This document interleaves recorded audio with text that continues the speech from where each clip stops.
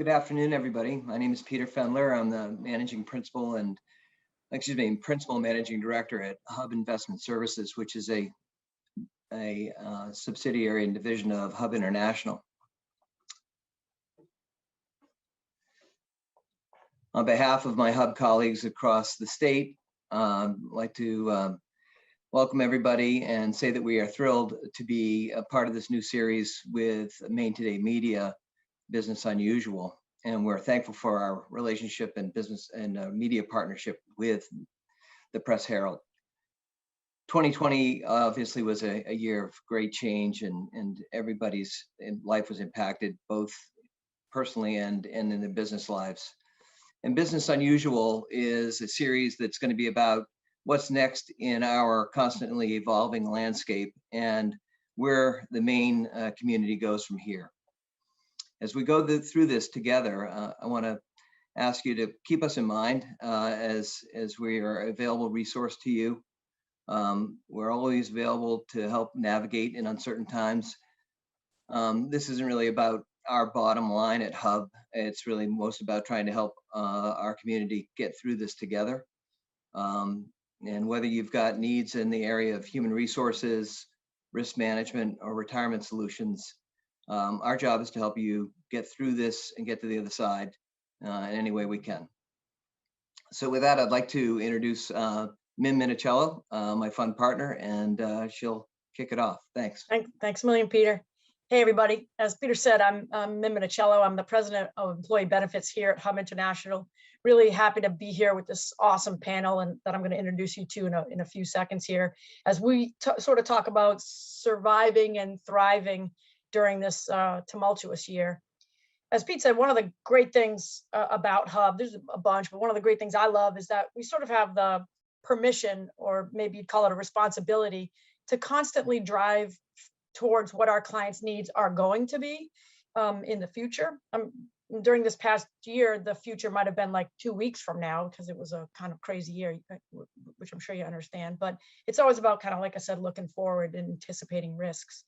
And every year we put together an industry outlook series, which is designed to help our clients navigate risks. 2020 was a year unlike no other. So as we looked forward, we were sort of cobbling together new solutions because old solutions may no longer apply, which I think you would all identify with. And so from my point of view, getting a group of creative thinkers around you who can provide trusted advice feels like, to me, one of the most crucial survival strategies. And that's why I'm really excited to have these three wizards with us today as we talk about, like I said, surviving and thriving in 2021. They cover three or four critical Maine industries: healthcare, real estate, manufacturing, and hospitality. So Nate Stevens, Peter Wright, and Jen Lever are here, and I'm just really excited to share this time with everybody. So if you guys go ahead and unmute yourselves, I'm going to ask you, I'll call you out here. Oh, sorry. Is that me? All right. I can hear it. If it's not bothering anybody else, then maybe you mute until it's your turn to talk. How about that? So Jen, all three of you, if I ask you, start by introducing yourself, where you work, what you do, and if you're not originally from Maine, what brought you to Maine? How about that? All right. Jen Lever, I'm the president of Baxter Brewing in Lewiston, Maine, and actually grew up in Auburn, Maine. So brought back to Maine when I was 28 to pursue an operational career here in Maine, and joined the Baxter family 4 years ago. Awesome. Nate. Yes. Hi, everyone. Nate Stevens. I'm a partner and broker with the Bolus Company. We're a full-service commercial real estate firm with offices in Portland and Portsmouth, New Hampshire. I grew up, born and raised in Portland, but like most people, when they graduate high school, I left, but then was drawn back to everything Maine has to offer, and I've been with the Bolus Company for 14 years now. So totally get that. Peter. Afternoon, everybody. My name is Peter Wright. I'm the president for Bridgeton and Rumford Hospital and Central Maine Healthcare's long-term care division. I was not born in Maine. I was born in New London, Connecticut. my father and mother worked for a government contractor that made submarines for the Navy. So we moved around a lot. When my dad passed away, we moved to New Jersey, which is where I went to high school, and then was really pretty psyched to get back to New England. So I came to Linden State College in 1990, and I've been in Vermont, New Hampshire, and most recently Maine ever since. Been here with Central Maine Healthcare since 2019. Thank you so much, everybody. So to kick this off, I'm going to ask a bunch of questions. I think in the beginning, I'll sort of ask all three of you to weigh in. And then in the audience, I'd love it if you'd go ahead and throw things into the chat or the Q&A, and we'll pull them out when it's time to open it up and take questions. So I'm starting off with what COVID was like for you and your organization and for your industry. And if I could, Peter, my left here, I'm going to start with you. So. Sure. Well, obviously, everything that we knew came to a grinding halt in March. We were monitoring this on an international level, and then as it made its way into the United States, and then when we had the first COVID positive patient in the state of Maine hospitalized at our flagship medical center in Lewiston, everything changed. We had stood up our incident command system just prior, and I think as most people know, we really stopped doing everything that wasn't life or death necessary. And I think that those are the biggest changes. And over the subsequent 3 months, we learned how to operate in COVID. And even though we're a year later, we really opened up normal operations back in May. So it was a heck of a roller coaster ride with a lot of detail in between. But I think that's really how it affected us. Jen, would you mind sharing your thoughts here about what COVID or pandemic was like for you and for Baxter family? Yes. So we make a product, a physical product that needs to be made on site. So as we really evaluated what was possible, and we had a couple of immune compromised folks that really wanted to get out of the building as soon as possible, and luckily happened to be in positions where that was a feasible thing while continuing to work. Trying to support the team through the uncertainty of a global pandemic, and while they're still needing to come and show up to work every day, is a difficult thing. I couldn't have the brewers go home and build their wort and bring the wort in. And so as people spoke about the luxury of being able to work from home, our team had a lot of discussions about how they were mentally feeling. And I think where everybody's mindset and mental state really became the primary conversation. Letting people choose if they were going to be laid off, and then determining how much work could we commit to with the people that were left and wanting to remain working. As people went through the pandemic, their beer consumption from an off-premise standpoint tended to increase with a lot of our partners, which gave us a unique business opportunity, as well as it became legal for us to deliver direct to consumer, which up until that point. So us having to adjust our business plan and create a website where you could order beer became a major focus of our first 60 days of the pandemic. Nate, what did you see during the pandemic? Yeah, so in our industry, I think what most people experienced, we did as well, which was a complete shutdown at the beginning.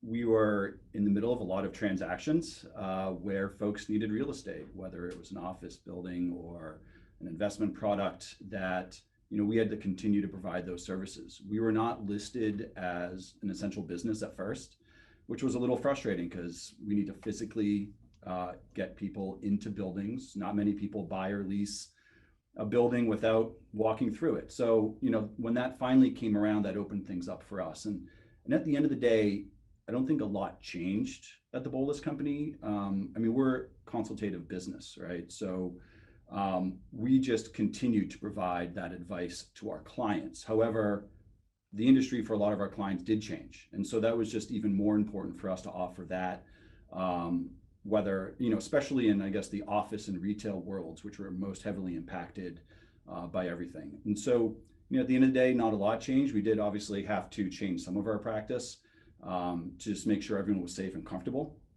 But just continuing those services was what was most important to us throughout 2020. Let's talk about the big pivot. And I know that's one of those words that's starting to almost sound like a swear word, for goodness sake, when these things that we shouldn't get to say after this is over. But what's the biggest, maybe not shocking, but the biggest change that you had to deal with or implement or help your people survive in 2020? What's the hardest thing? Anybody? I think I'll go first. I mean, easy. We're in healthcare, so analyzing what we could do in remote and what we couldn't do, trying to stand up technology like this so that we could make sure that we could get access to patients who were downright afraid and really fearful, to the point where people avoided care that ultimately could have, and in many cases did, make them sick or sicker. So making that adjustment, adjusting our environments, I think we learned a lot of how much people we are. Our work is, we're people taking care of people. So the very nature of it is being close to others, being close to our patients, standing side by side. Performing an surgery in an operating room is essentially 4 people in a very small bubble. Creating lots of risk in today's environment. And then access, and I know we could all talk about the supply chain, which probably is its own separate, but access to critical supplies and working on the supply chain and making some very critical contingent plans that we had never thought we'd have to have those kind of conversations. So just on a top level, and then we had to, of course, screen everybody coming in the building. So technology, every day we had no idea what our workforce was going to be like. If someone had a fever, if someone had a cough, we may not know that until the morning. So so many different things, both front of the house and back of the house got turned upside down. I'll let the others chime in, but I'll pull that thread just a second, Peter. Give me a little bit on the procurement journey, right? The finding the things that you needed. Jen, I'll probably ask you the same question, but how did you build the new solution when you couldn't find what you needed? Yeah, all of a sudden, I'll take something simple but obvious, like a mask. Less than 10% on a normal day pre-COVID, less than 10% of our workforce would wear a mask. And so now we're 10x trying going through utilization. All of our visitors, plus the entire country, is trying to have get their hands on masks. The entire world, hand sanitizer. One of the very interesting things is the lack of a flu. It's amazing what happens when you wear a mask and wash your hands, of what kind of germs and viruses we can stay away from. So supply chain was critical. And with that, the very basic of economics, when everybody wants it, the price goes up. And there were definitely instances of price gouging. But what used to be a $10 box of gloves quickly became a $200 box of gloves. And so multiply that times everything that everybody wanted at every hospital. And we were just as irrational as the rest of the world, in that, a week's worth of gloves wasn't good enough, right? We wanted to make sure we had 3 months just in case. Yeah. And so adjusting our own behavior to not be part of the problem was quite tricky. Oh, it's such a great line. I have to say, where you were talking about needing the masks and the lack of the flu, all I could think of is, I was just saying this weekend, it was a lovely privilege not to have a cold for like a year. I have to say, that was an awesome thing. So there's some pluses in this. Jen, talk to me about pivots for you. And I promise I'll stop using pivot if it's making you crazy. I think the at-home delivery piece was a huge piece. Baxter was founded in 2011 and immediately partnered with distribution partners. So it was the first time that we were interfacing in that way with consumers, which there was something very special about it because we don't normally get that opportunity. But navigating how to effectively and efficiently deliver all over the entire state in my Pathfinder was a challenge I didn't anticipate in taking over the CEO role. So um, I think adjusting to, to Peter's point, day to day, making sure people understood if they didn't feel good, if they showed any sort of symptom, that they needed to own that. And um, I don't know whether or not it's men in general or just my particular team, but they tend to be tougher than a cold and whatever it might be. And they don't want to let each other down, which is an incredible trait. But in a time where any small symptom needed to be something that kind of got elevated, that was difficult. And I think the procurement of PPE to protect us was important, but also, didn't want to be part of the problem. I didn't want to buy far more gloves than we needed when the hospital's pulling off the same supply. That felt irresponsible. But in a role where it's my job to protect our team, there was a balance. I mean, there's definitely, I kind of tell everybody I'll do better through the next pandemic. There's no rule book on how to do it. But yeah, I think the delivery adjustment and really the idea that everyone's role was a flexible position. We knew at any given day or time, like I could be variety packing, brewers could be packaging and shipping, and the team's willingness to flex to that, I think, is really what was able to set us apart. We're used to changes, but this was definitely tested our strengths on our ability to flex and change. I certainly recognize the deliver to home as sort of a logical way. How am I going to get my product out if I can't do it anymore? But how did you get that decision from, hey, I got an idea, to this is what we're going to do? There was a lot of decisions being made where we couldn't really suss out whether or not it made sense or was going to pay off. You needed to really act now.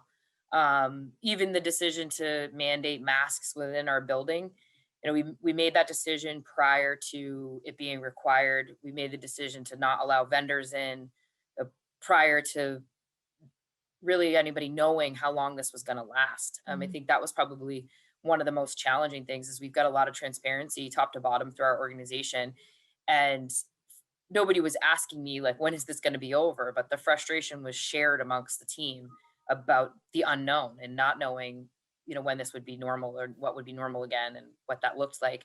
But yeah, decision to go to delivery was pretty much the day it was made legal. We were building the website. We were trying to figure out what routes we could cover within a day and how do we make it.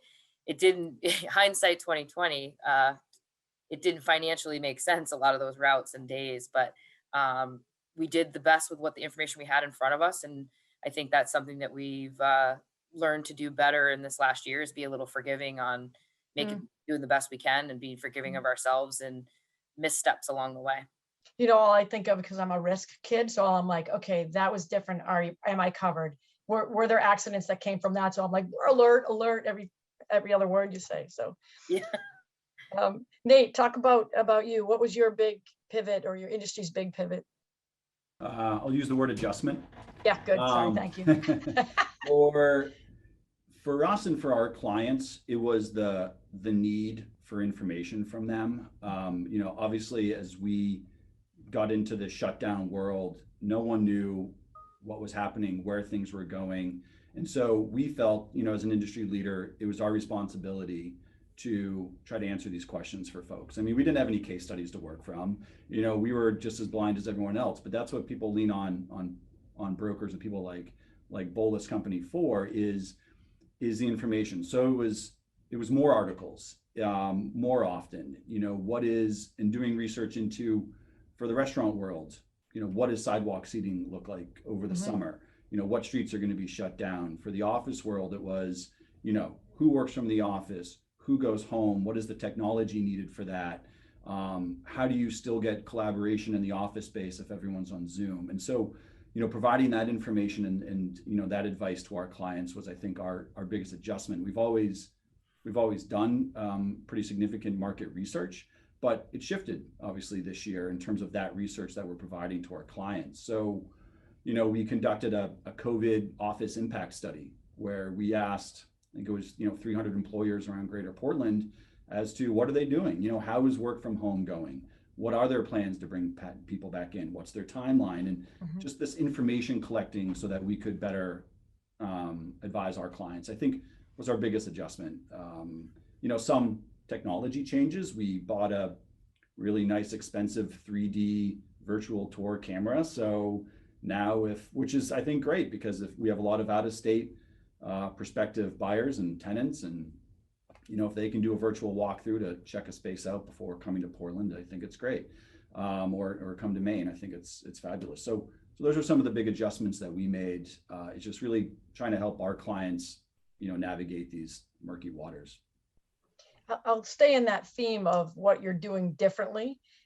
Were there additional practices, Nate, so to keep this going for me, of things that were urgently adopted that will now be part of a permanent strategy for you guys in 2021?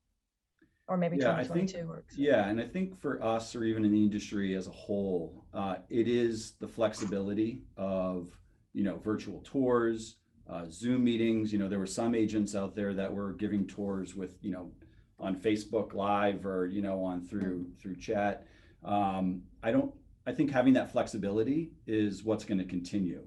The work from home flexibility is, something that I think will continue. We'll see more and more employees back in the office, and I can elaborate on that all day, but having that flexibility to work from Zoom. I guess one of the good things to come out of this pandemic shutdown is now everyone, from ages 3 to 103 is comfortable with Zoom or whatever that platform is. And so that's really helped. But, at the end of the day, what people are missing is getting back around a conference table or, into the same room and collaborate and think on the same page is what we're missing. So some things will continue. We'll see a rebound on others as well.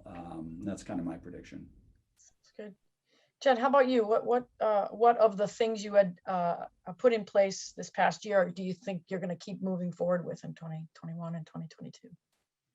I think for us, we focused a lot more on just where our staff was at from a mental state, talking more about their feelings day in and day out. And there's no couch involved and mandatory therapy session, but just talking a lot about how things are going and putting the personal life pressures kind of at the forefront of a lot of the team meetings and conversations that we were having. My director of quality loves to say that there's 2 things that you need to make beer, people and yeast. And if those 2 things aren't being taken care of, we've got an issue. So luckily our team really likes each other, and we all happen to be type A. So we really miss having the office support staff in the building. And I think everyone will be looking forward to that when we are able to join together again. But having people own what something's going on, and when we can flex the beer schedule or the packaging schedule around a life necessity item that they've got going on, I think is important, and it shows that we can do it. And why don't we if we can? And I think that our ability to adjust our plan based on those needs has made a really big difference with our current team. And I think it'll definitely support the tenure and growth of our team going forward. Do you think you have to, I think through when I'm processing what you're saying, this idea of a schedule or a plan dictating what we're going to do, but I now hear you saying, okay, wait, it can flex and be successful. And that might've been a little surprising to you guys. Did I get that right? Yeah, I mean, beer is a living, growing organism, right? So as much as we want to put a beer into a tank and get that beer out of the tank the next day, it's like our people. Like, we need to listen to what the beer needs and whether that's yeast propagation or fermentation time. If our staff has potential exposure or has a life event that they're trying to make work, and then being able to flex and put them on a shift where they're not around other people, or we need to just be overly precautious about everybody's health and well-being and stop any spread that we may be a part of. It's not a fluke chance that our team hadn't gotten COVID. People really took it responsibly and did the best they could. And the best that they could we've been fortunate up into through this point. I mean, but anyone at any time could have been, the cog in what shut us down. And I think people don't get into craft beer to make millions. They get into it because they're passionate about it.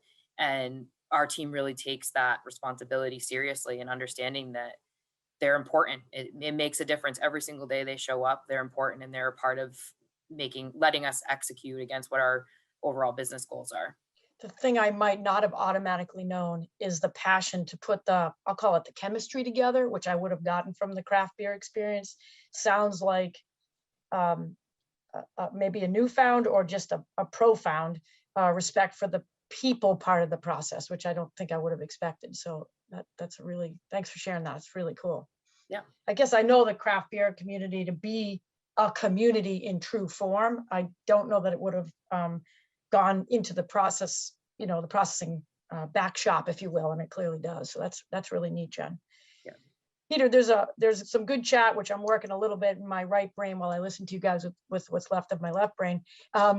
Talk to me about what you guys are, you're in the hot seat still, but what you guys are doing differently as you look forward for 2021, to revenue recovery and handling your people. And there's quite a bit to be done in the healthcare environment. Yeah, I think there's a couple of myths out there as well. So, with the CARES Act, there was a lot of money targeted towards hospitals and healthcare providers. I think the one important point that was lost in all of that is the majority of that was a loan, and the repayment is starting next month. So we hold that on our books as a liability and are starting to pay that back. We learned a lot, and actually, I was truly impressed at how government was able to rise to the occasion in a timely fashion, which isn't something you often utter, when really needed to. And there were probably a dozen barriers standing in the way of telemedicine, whether it's having all the providers licensed, the technology, security. Every one of them came down in less than 24 hours. When the American Hospital Association reached out to the administration and said, we need all these to go away so that we can reach our patients, they were dropped the next day. And it just shows you it is possible, right? We've seen a lot of very good trends, the use and comfort of the patient with telemedicine, the use of the providers and staff. That went way up in the spring and early summer. As we started to get to a point where people were moving around in the summer and we knew more about the virus and weren't afraid of certain things, we saw that drop. We saw utilization drop. But perhaps the best thing that we saw is a very steady and consistent 25 to 30% drop in emergency department utilization, which needed to happen. Particularly in New England, emergency departments are the safety net. And so if you don't have a primary care provider, or you don't have access, or it's a weekend, you just go to the emergency department. And what the general population clearly learned was, well, I'm not going there.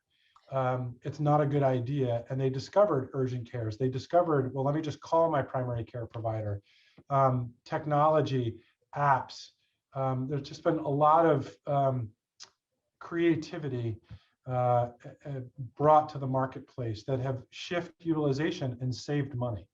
And so I think that's a big part of our future, the way we engage with patients, and just like everybody else commented, the way we engage with our team.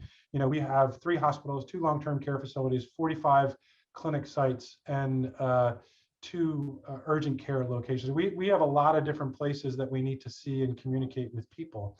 And this type of technology showed us we can do it quickly. And then more people will engage. We hold, forums for our teams where people would come in person. We would get 20, 30, maybe even 40 or 50. We do it digitally in each location. We do it digitally, and we would get a couple of hundred people per opportunity. So there were certainly some great takeaways, things we will continue to do in the future, and that make us more efficient and better at what we do. Let me ask a follow-up on telemedicine. Are there different, I'm interested, are there practices that were surprisingly using telemedicine? And then my related question is, are there technological investments that you've now got to make? Is the camera vibrant enough? Do you have enough bandwidth? Like, how did you I'm assuming that's an ongoing thing that you've got to work your way through too, right? Yeah, so let me start with the investments. One of the things we quickly learned is very few people have the camera on their PC. If they're- I have one that adds extra wrinkles, just in case you guys are wondering. That's how mine works. Clearly, I sorry. bought the slimming version. So you know, we had to get more of those, and of course everybody wanted them, so that was complicated. And those are just office staff. Some folks have a laptop, so it has an integrated camera. Other folks use terminals, and so you know, whether they're mobile or fixed in a nurse's station, it was hard for them to engage. They could log on, listen, type questions. Bandwidth, we certainly had to look at how we were creating the pipeline, how we were bifurcating our pipeline for certain uses, and who was using it, and make adjustments. And something that we've been very active both in our local community, but as well as Washington, D.C. And the president's new bill is going to come out with a lot of internet access in rural areas. Is, you know, we don't have the luxury to kind of say, well, we cover 75% of the population or 85%. We have to get to the last house on the last mile of that dirt road. There are still people using dial-up. And I'll wait while that annoying sound of dial-up resonates in everybody's brain. And there are some people who don't even have cell phone access. So lots and lots of barriers in rural area, particularly on the Western slope. And it's no different than every rural area across the country. We're lucky, we're not really rural. I have a colleague who runs the hospital in Guadalupe County, New Mexico. And they are literally 200 miles away from another medical center. They're rural. The frontier of Alaska, that's rural. So we learned a lot. We learned a lot from each other, and we've seen a lot of unlikely partnerships. The other part of your question was who was doing it really well?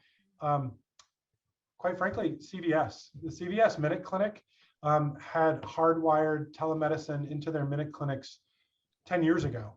And actually what they found out was, particularly with a younger population, the patients were more engaged in their visit with telemedicine, because as they would use an otoscope to look at someone's ear or to look in their throat, not only would that video image be projected to the clinician who was in some other state, some other place, but they had a video screen so the patient could see that. And all of a sudden, the patient could see what the provider would see, and they understood.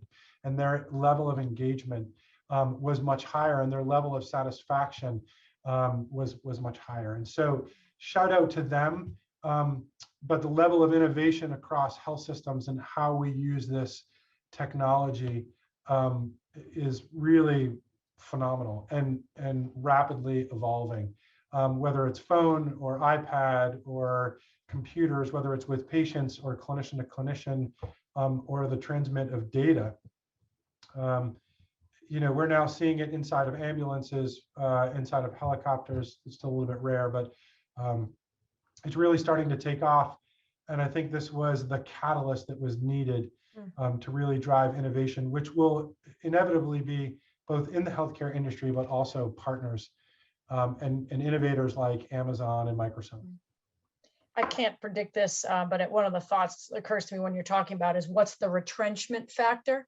Like, you know, once we sort of get back to normal, what are the things that we go back to? And I wonder in telemed, you know, it all depends on what the access looks like and all the other things you just talked about. We have serious impediments to telemed when you're on dial-up or you're not on anything. It doesn't work that way. So yeah, no doubt the pendulum will continue to swing in both directions. You know, right now, a year later, everybody wants to be in person. And a lot of that is there is a clinical benefit, not a physical clinical benefit, but the mental health of our patients and our staff. You know, we are, the human race is a species of people that need that human interaction. We just don't do well, whether you're introverted or extroverted. You don't do well when you're isolated. So I hope that we continue to see an uptick in utilization of healthcare via telemed. But no doubt we need a little bit of the swing back to regulate the mental health impact what we've done over the last 12 months. Yeah, it's a big conversation, mental health among people in my business as they're helping employers navigate, because they're now in a conversation they never used to be in before. So I see that too. So let me ask you to speak on behalf of your entire industry. Ready? Light load, you guys. Nate, I'm coming your way first. So as you take a look at real estate, corporate real estate in Maine in 2021 into 2022, what are you, sort of warning people about, worried about, happy about? Tell me what your forward-looking lens looks like there. Yeah, thanks for moving into the future here. What I talked about was, earlier was advice and information for our clients, like it's in the past tense. There's a light at the end of the tunnel, but there's still a lot of uncertainty out there. Mostly with retailers, restaurateurs, office occupiers, and investors. And so, we just need to continue offering, as much information as we can to advise a lot of the office occupiers, what is that return to the office going to look like? And that's what 2021 is really, I think, going to bring for us, for what we offer to our clients. And for restaurant uses, what is the industry going to look like this summer? When the vaccine does kind of get into a full roll, what is that going to look like? So there's still a lot of uncertainty, even with that light at the end of the tunnel. And so that's what I kind of see moving into the next 3 or 4 months at the very least. Do I think it's going to be this rush back into the office space? No, it's going to be a little bit more organic than that. Here in Maine, we're a little different. It's a smaller towns, smaller industries, smaller city. And so, I think when you're reading all these articles, in the New York Times, the LA Times about this back to the office movement, maybe, ours is a little more simple. We don't have 30,000 people trying to get in and out of an office building in downtown Portland. Companies are smaller. And so I think it might be a little bit easier and a little bit more organic for, those in Maine getting back into the office. In the restaurant world, I think we're still going to have to answer questions about what outside dining looks like, what capacity is going to look like moving into the summer. Everyone's very optimistic. I think, one of the busier industries right now, believe it or not, is restaurant spaces. There, I think in downtown Portland, been 4 or 5 restaurant leases signed in the last, 2 weeks, which is really great news. That is great. And it just shows a lot of optimism in that industry. But once again, still some uncertainty. No one quite knows what this summer is going to look like. So that's what, I really see happening in the next 3 to 4 months. I definitely hope there's a burger from a restaurant in my future. I'm sorry, that was just me. And everyone wants to get back out, right? I mean, I think that's definitely what the restaurant industry is hoping, is that, everyone's been bottled up for a year and I haven't been out to eat in 365 days. Well, I'm going to go out to eat 7 nights a week now.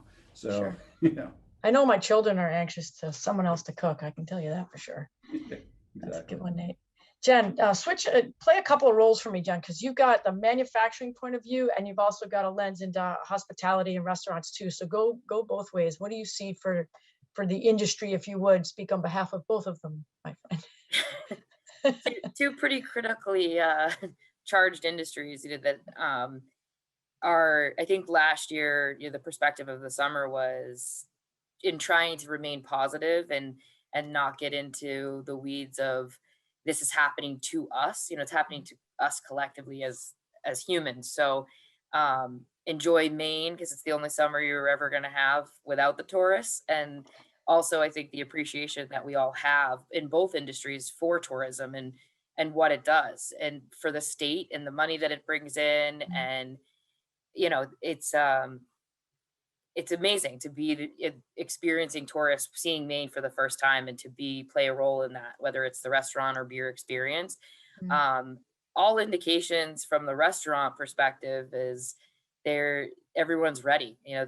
Bookings are incredibly high already in Bar Harbor, Booth Bay, all the summer, traditional summer coastal places. So that's exciting. And as our team's out there and hearing more about people's ability, there's just things that were off the table as far as what was possible. We can't do outdoor dining. We can't serve here. We can't ship beer.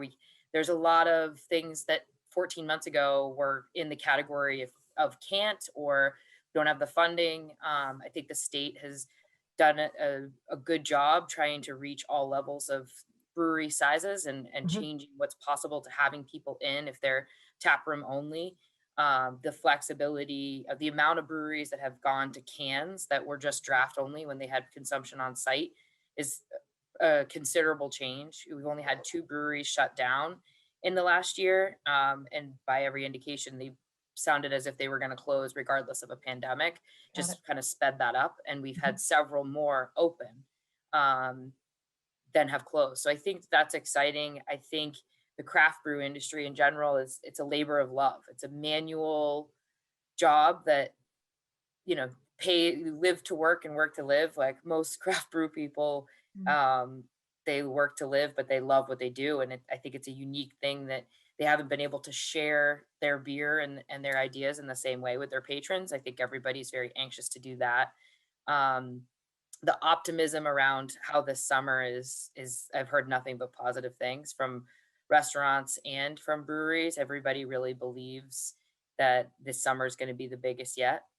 So I think everyone's really ready and really wants to be united in ways that haven't been so foreign, that have been pretty foreign over the last year.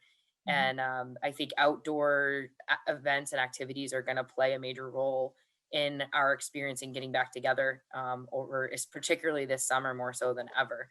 I think even our investment in Baxter, not necessarily industry wise, but investment in the Baxter outdoors events and how people are engaging with our brand has Mhm. been pretty critical to redefining redefining what's possible, for how do you have beer at an event and make it so that it's not all about consumption and have activities with safe consumption and being mindful of giving back. And I think restaurant owners are doubling down their efforts to make sure that the local beers are what's on tap. We have so many people coming into the state Mhm. already that are here to experience craft beer, but I think there's a heightened appreciation for how many people are trying to stay open and keep their business alive and try to thrive through this. And macro beers and brands are becoming less of a priority, and I think for some folks, for on premise at least. I don't have the data behind this, but it seems to me if I weathered a storm with a business partner like Baxter, I might be inclined to make sure that I don't let that go, as time goes on. That's what occurred to me. So Yeah. I hope that's the case for you. Peter, let's talk about the easy world of the industry of healthcare. I think you did hit quite a few of them, so I won't grill you horribly, but as you look forward, what are you thinking? Yeah, I just want to get back to something that Jen said about the forecast. So when you go back and look at the recorded pandemics in history, there is always this echo boom effect, and it is a largely a large swath of time that is spent in the public, that is spent celebrating, that is spent human to human, enjoying things like food and spirits, and it's a predictable response to what's going to happen. As a way to compensate for what people went through, and for us, we're the healthcare system, but if we're honest, we're really a sick care system. It's how we function. That's great. We're trying to transition to a healthcare system, to being compensated and motivated to be preventive, and certainly we're more focused on that today than we have been, knowing what happens. The stark reminder in the last year of, geez, if you don't come into that cancer screening, we're really worried, because the sad reality of the pandemic was indeed the patients who suffered from COVID who were in the ICU, but it was also the people who skipped over their screenings in the spring and the summer, and that we are seeing, that we saw in the fall, and now we're seeing, and they're sick or sicker. And sometimes beyond our ability to ensure for them the maximum recovery for that. So yeah, that's tragic. Yep. Yeah, so we're it's part of everybody's focus to make sure that we're prevention and getting ahead of things is rule number one. Transitioning the consumer behavior and really focusing on primary care. We're a high value healthcare system. Our prices are lower per patient because of the projects that we've worked on over the decades. And we're really driving that home. If you were to say, what are our top service lines, that we really invest in? Primary care comes up first every single time. And we're doubling down on primary care through our own investments, but also our partnerships with other primary care providers in our accountable care organization who are high performers, places like an FQHC in the Central Maine area called DFD Russell. Our other areas of, cardiovascular and cancer, we're making huge investments. We're in the process of a $30 million a new cancer center in Lewiston, Auburn on our campus that had started its planning prior pandemic, but we didn't really lose any steam throughout that.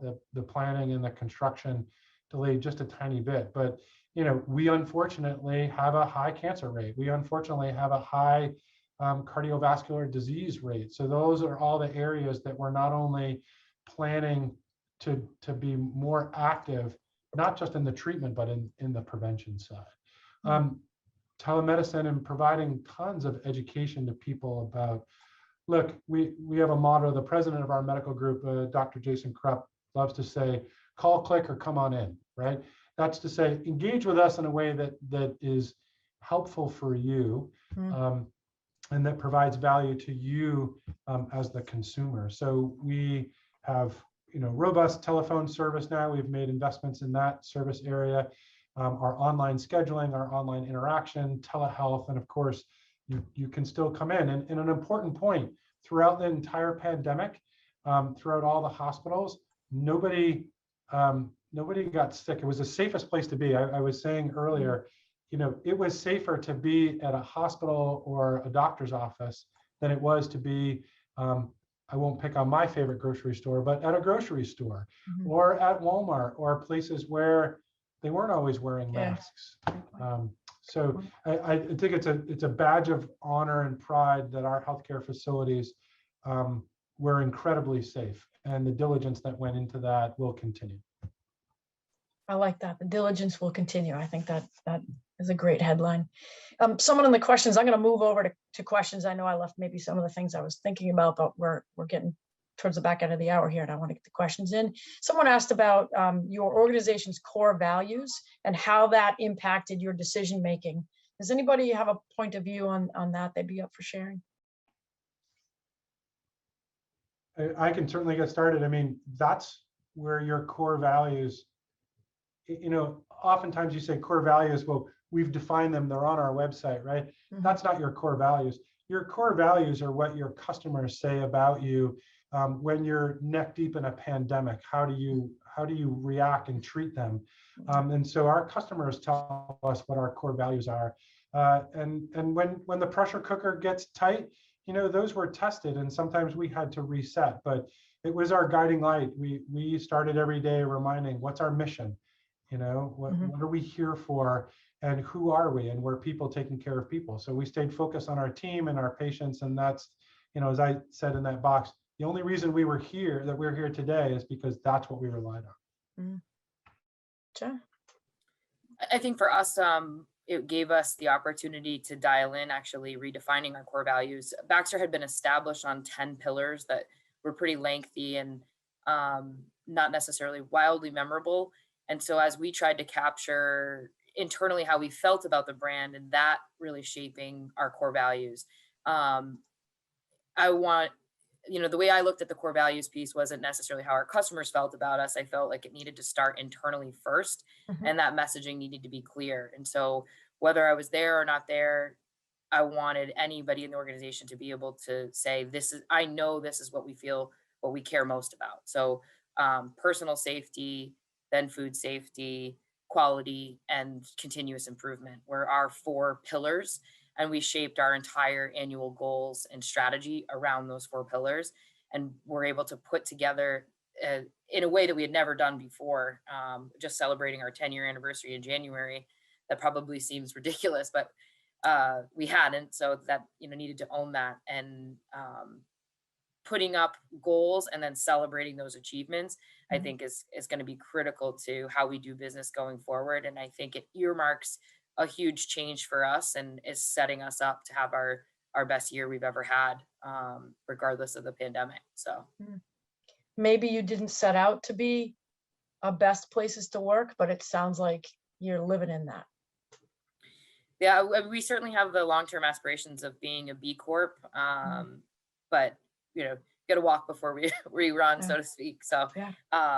doing the Good right stuff. thing because it's the right thing to do, and not because you're seen doing it, is something that's been pretty a good guide for us as we move forward and transition to what life looks like when a normal is realized. Nate, your core values and how it impacted your decisions. Yeah, we were lucky that we went through a core values exercise at our company, maybe about a year and a half ago, or maybe 2 years ago.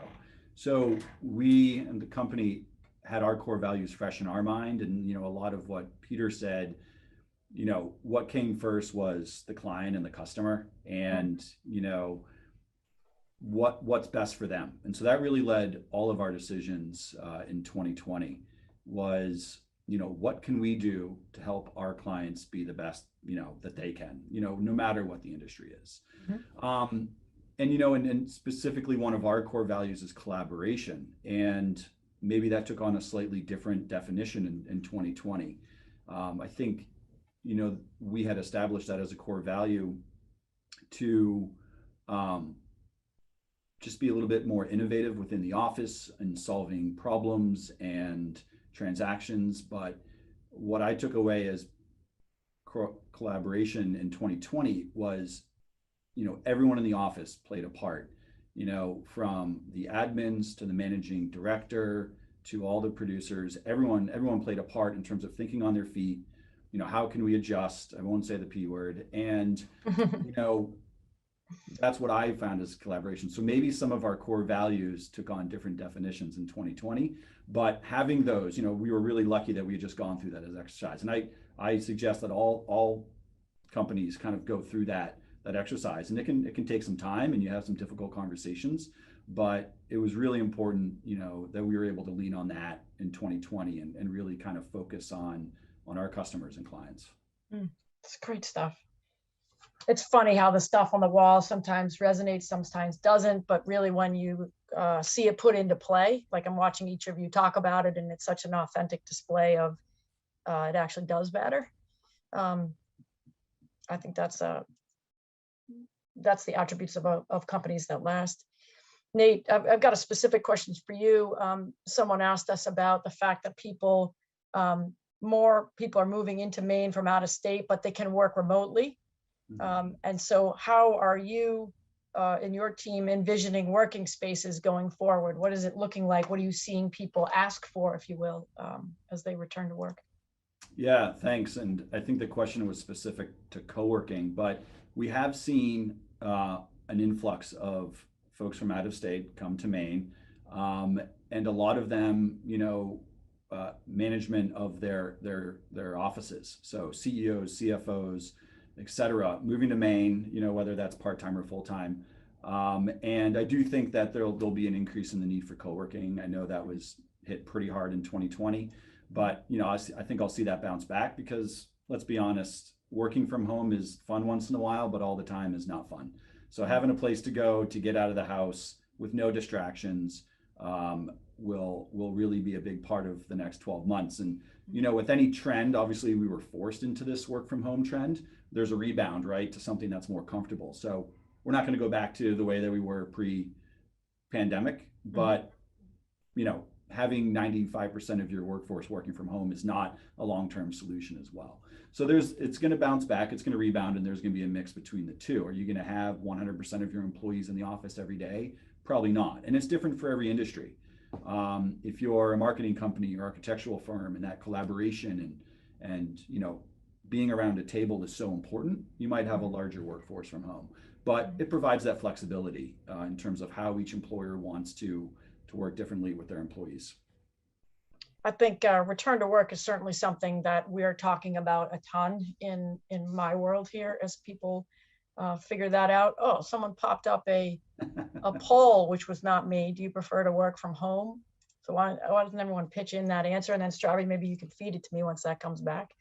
I think the flexibility to have work from home or not, and actually I know Peter and Jen, you have a little bit less flexibility here, but one of the things that someone did ask about was how did you navigate the determination that somebody could work from home, aside, Peter, from the obvious ones that you can't do surgery in your basement, but how did you guys figure out who was going to get to work from home, if you will?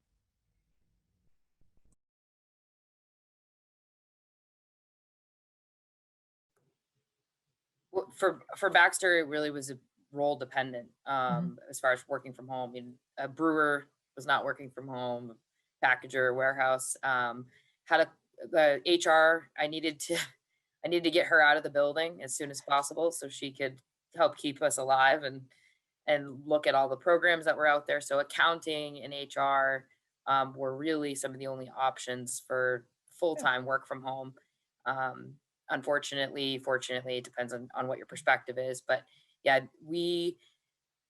there's a badge of honor to some degree that I think folks that work in industries that you couldn't work from home, that there's an element that as people celebrated this work-life flexibility and redefining what was possible, that if you work in a job that you have to be there to work, there's just another element of stress and the unknown of the pandemic that I think the brewing industry definitely felt, and trying to support both pieces, and then support the idea of giving everybody what they need when they work. You're used to being able to interface with them. How do you lead them in a way over Zoom? You know, the connection, the human connection element is just lost, and to some degree, there's a wonderful flexibility about it, and the telemedicine's been super convenient for our staff.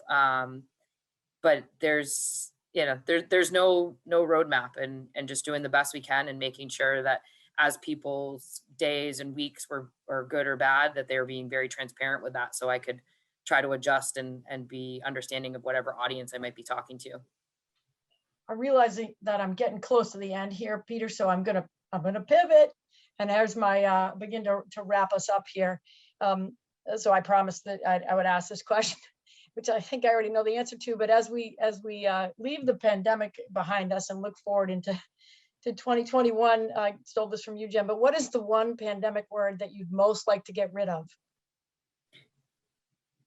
Pivot. Okay, sorry. Yeah.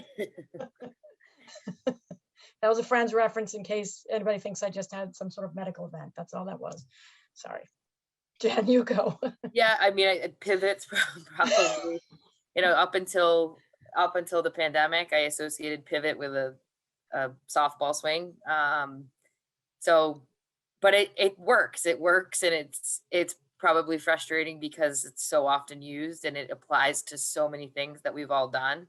But yeah, someone just said the new normal. I think, there'll be memes and jokes for decades to come about living and thriving and surviving through this, just like how we looked back on the ice storm in '98. We thought losing power and not taking showers was the worst it was going to get. Now that seems like a cakewalk. So yeah, I think if I could retire pivot, I'd probably retire that for a couple of years. That's awesome. Peter, what are you going to throw away? What's the word? Well, I don't follow directions, so my team would tell you that. So I can't be just one word. And Lisa and Courtney nailed it before I could say it. But I want to get rid of you're on mute. Yes, so true. Except I am. Nate, what are you going to dump? WFH, work from home. Got it. Yeah, we don't need to hear that anymore. Got it. Sounds like something else anyway. Cool. At least that's what all my clients want. Get back to the office. Yeah, for sure.